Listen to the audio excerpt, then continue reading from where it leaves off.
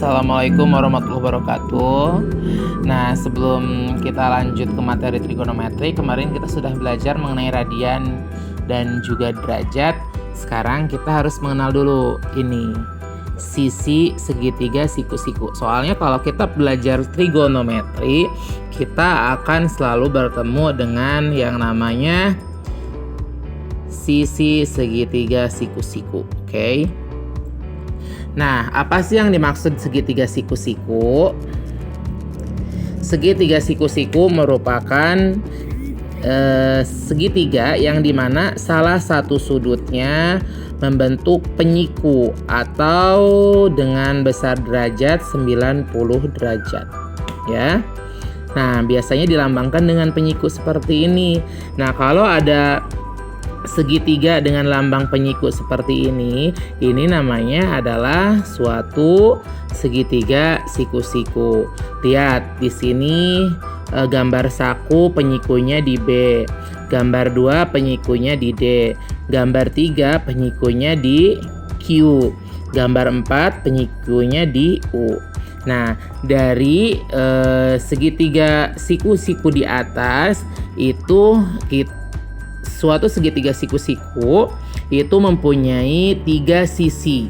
Yang pertama ada yang namanya sisi miring, lalu ada yang namanya sisi depan, dan ada yang namanya sisi samping. Apa yang dimaksud dengan sisi miring? Sisi miring adalah sisi yang berhadapan dengan sudut penyiku. Nah, sedangkan sisi depan dan sisi samping ini tergantung dengan sudut yang digunakan.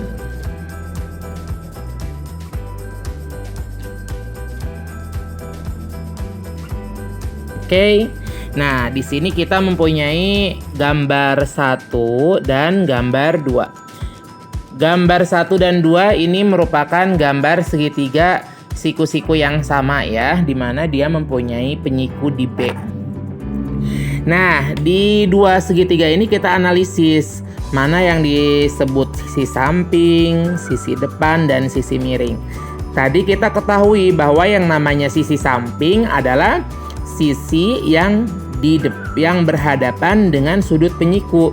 Lihat, sudut penyikunya di B. Otomatis depan sudut penyiku adalah AC. Artinya AC merupakan garis miring. Pokoknya yang namanya garis miring itu adalah garis di depan sudut penyiku. Nah, lalu Pak, sisi depan dan sisi sampingnya mana? Tadi tergantung sudut yang digunakan. Oke, di sini misalkan sudut penyiku sisi samping sudut C, ya. Misalkan kita pakainya yang di sini. Sisi depan dan sisi samping sudut C, ya. Kalau kita bertanya sisi depan dan sisi samping sudut C, artinya yang ini. Sisi depannya adalah ini, lihat, depan sudut C, artinya AB. AB merupakan sisi depan. Sedangkan sampingnya adalah yang ini, ya. Nah, BC. BC merupakan sisi samping sudut C. Paham sekarang, ya? Ingat, kalau yang namanya sisi miring, sisi yang berhadapan dengan sudut penyiku, sedangkan sisi depan dan sisi samping tergantung sudut yang digunakan. Di sini sudut yang digunakannya adalah sudut C. Otomatis sisi depannya adalah AB, kan di depan sudut C, ya, dan sampingnya adalah BC. Nah, sekarang kalau misalkan sudut A yang jadi sudutnya, berarti sisi miring tetap ya. Karena apa? Karena sisi miring adalah sisi yang di depan sudut penyiku. Nah, ini merupakan sisi miring tetap. Nah, sisi depan sudut A yaitu BC ya. Sisi depan.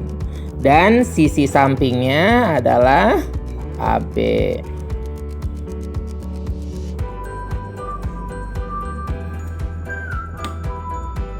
Nah, sekarang tentukan sisi samping, sisi depan, dan sisi miring. Yang pertama, kita mempunyai segitiga PQR dengan sudut penyiku di Q. Artinya sisi miringnya adalah RQ ya. Jadi sisi miringnya adalah RQ.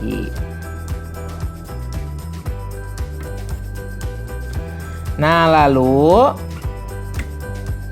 kalau misalkan sisi depan dan sisi samping itu tergantung sudut yang digunakan. Kalau sudutnya itu sudut R, misalkan R ini merupakan sudut alfa, maka depannya adalah PQ ya. Dan sisi sampingnya adalah PR. Nah, sekarang coba kalian tentukan sisi miring, sisi samping dari kedua segitiga ini. Dimana untuk gambar yang pertama dengan sudut di S, ya. Lalu untuk yang di sini yaitu dengan sudut di Q. Tapi untuk sudut penyikunya di P dan ini di T.